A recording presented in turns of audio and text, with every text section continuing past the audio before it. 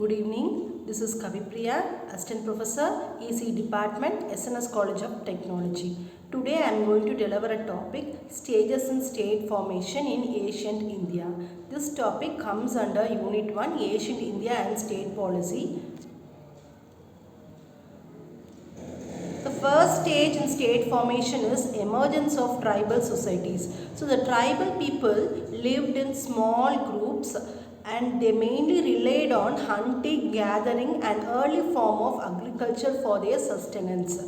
So these tribal people were led by a leader, we call it as a chieftains. The chieftains had a limited authority. And second stage in state formation is a Janapadas and Mahajanapadas. Around 6th century BCE, tribal societies began to evolve into more organized groups known as Janapadas.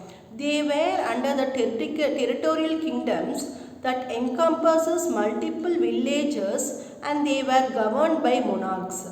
Over time, several Janapadas gave rise to Mahajanapadas, which were large and powerful states.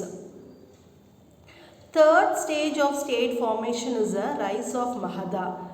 The kingdom of Magadha, nowadays we call it as a Bihar, present Bihar. It plays a most important role in state formation. So under Nanda and Maurya, Magadha expanded its territory. It occupies the northern part of the India. So under Mauryan Empire, the centralized state has been occupied. Fourth stage in state formation is regional kingdoms and empires. So after the decline of Mauryan Empire, this India witnessed a rise of empires. We call it as a Gupta Empire. This period is called as a golden age because cultural, intellectual and artistic achievements has been done in this particular age. And during this period in southern India, powerful regional states such as Cholas, Pallavas, Chalukyas and Rashtrakutas is emerged.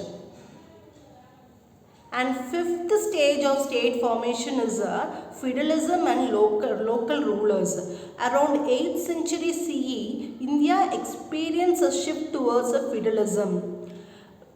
We call this feudalism as a decentralized operation. Local rulers known as feudal lords or jamindars gained prominence and they controlled the smaller territories. They acted independently or they extended the alliance with the larger empires. Sixth stage is Islamic invasion and sultanates. Starting in 12th century CE, Islamic invasions from Central Asia resulted in the establishment of various sultanates in northern India. This includes Delhi Sultanate and Sultanate of Bengal, Gujarat and Deccan.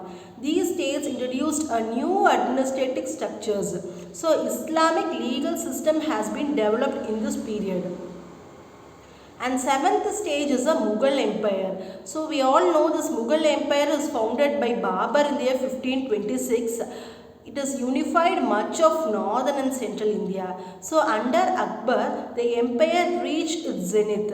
And the Mughals are those which gave importance to the art, architecture and trade. We all know the world famous Taj Mahal was built during this Mughal Empire period. So this seventh stage of state formation is not uniform across the entire India because India is a vast land. Each and every area experienced a different form of state formation.